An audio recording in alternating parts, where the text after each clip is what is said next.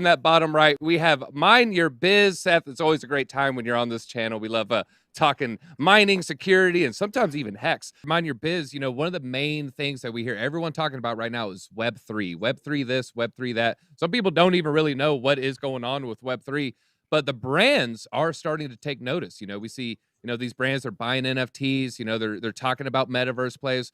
What major brands do you see, moving into a Web3 based, maybe not so much economy, but products and services? Well, first off, before I go directly into the brands that may be leveraging Web3, let's go back to that initial assessment that other people are saying that Web3 is either not a thing, or they misunderstand Web3, or it's ambiguous what Web3 is supposed to be. And while I do that, first off, guys, thanks for having me on the channel. For audience members who haven't subbed, it's sub.myb.lol. Real easy. You can just get subbed by one URL that way. But like Ben was saying, to say that none of this has utility and that Web3 isn't a thing is just an extremely ignorant thing to say. Like you have to have been willfully ignorant, like going out of your way to maintain ignorance of cryptocurrencies and blockchain tech, to say that none of it has utility or that Web3 isn't real. But the brands that get that, and the brands that are jumping on early to try to build something of value, are the ones that are going to win. So in the future, man, I don't have a good crystal ball. That's why I don't do technical analysis. I'm not good enough at predicting trends into the future.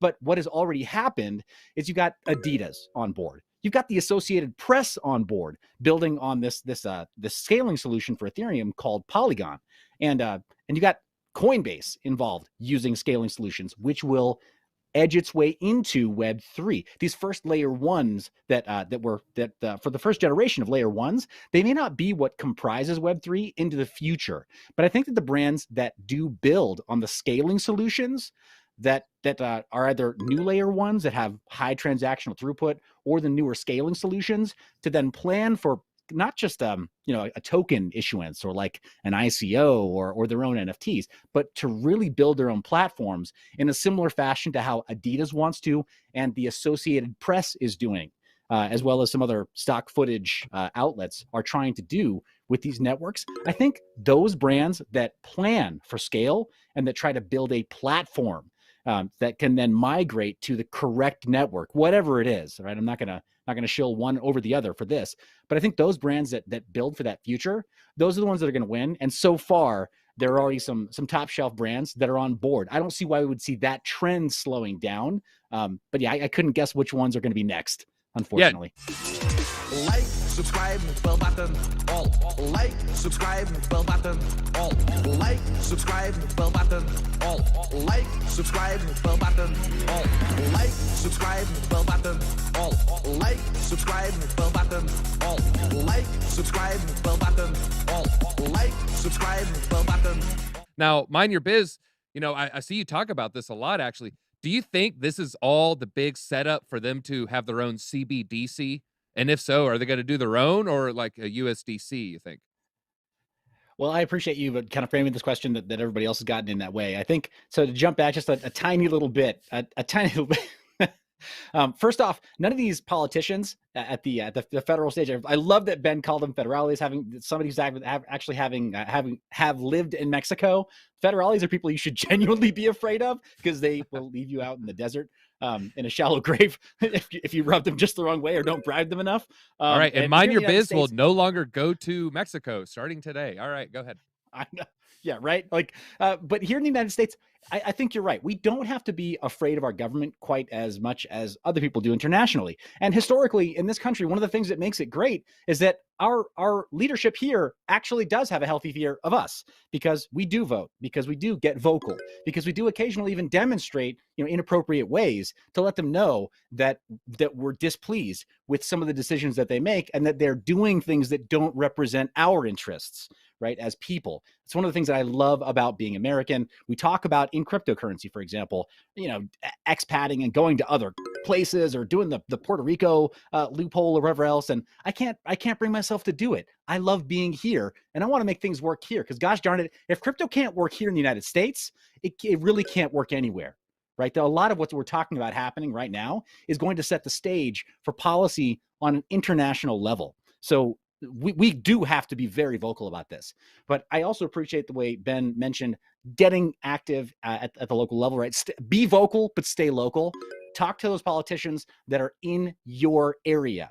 Let them know, like, look, what's being talked about right now doesn't represent us as folks from Georgia, us as Arizonans, us as Wyomingites, or wherever you are. Just be heard very, very clearly and let them know, like, look, we don't want this. But to go back to your question, DZ, as far as this being maybe the perfect frame to introduce a CBDC, I don't know, maybe it is. But I suspect that it's maybe just a little bit simpler and more greedy than that. And I think it's that some of these folks who historically, we know, we can prove they've been involved in insider trading in the traditional markets, I think they haven't gotten a deep enough scoop of the dip yet for themselves on Bitcoin. So now we got the US getting involved in saber rattling to have their own FUD FOMO cycle. That's my take on it. There's too much going on in the industry, too much going on specifically with mining, as Gareth said, not just the jobs that it's creating, but now a historically great relationship between an American/Israeli company. We don't normally think about it that way, but as an American-Israeli company, Intel Semiconductors, Intel Microconductors, that's an American-Israeli alliance. And they're announcing that they're going to make Bitcoin mining chips. I just don't see it happening. I don't see the United States being so restrictive that they choke the life out of a deal like that. But yeah, we can talk more about that. Number 1, smash the like as soon as possible. Number 2, smash the subscribe button, the bell button and all, the bell button and all, the bell button and all.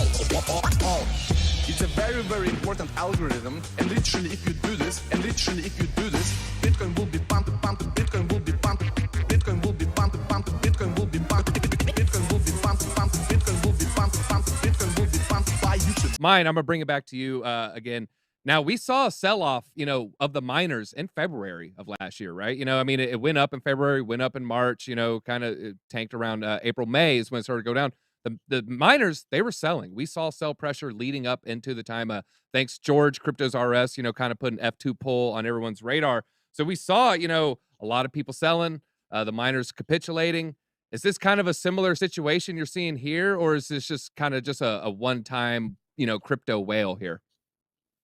I would guess that it's probably something else. I would guess that it's not directly tied to Bitcoin mining, only because that last, as you mentioned, sell-off that was correlated to some activity in the mining, in the Bitcoin mining ecosystem. It also coincided with the overt China ban. It stopped being FUD, right? All the stuff that came out of China, and it became this reality where a bunch of mining operations and a bunch of international investors, frankly, not just Chinese people, but international investors had to move assets from mainland China and from other territories controlled by China into surrounding areas like the less sexy areas of the world, right? The Kazakhstans and the Uzbekistans, all of the other former Eastern Bloc countries with cheap cost basis for power. And so, yeah, there was a little bit of a slip in the market there, like where we did have to do some sell-off, but there were also a lot of groups that did not sell, a lot of miners who did not sell because of the financial products that are available today that weren't available, say, 5 years ago, right? Being able to get phenomenal lending rates on Bitcoin. So being able to fund their operations and their moves by just collateralizing a fiat loan with that Bitcoin. So yeah, that did happen. But I don't think this is owing to some of the same sort of market circumstances or ecosystem circumstances. I do think this is something else. I do think this might be the way that the whales are, known to do. This could be somebody playing mind games with the rest of the market, playing a game of chicken with weak hands.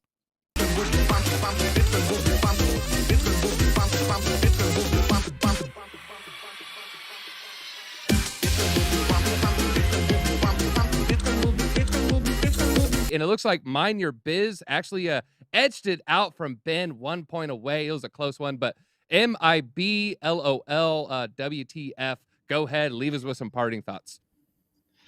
Well, hey, I appreciate you guys having me back on the channel. It's always a pleasure being here on Around the Blockchain. And audience, that the reason that it's so great is because you get diverse opinions. If we all thought the same, we'd never learn anything new. So I love you guys having me back on the channel. Please do sub though at sub.myb.lol.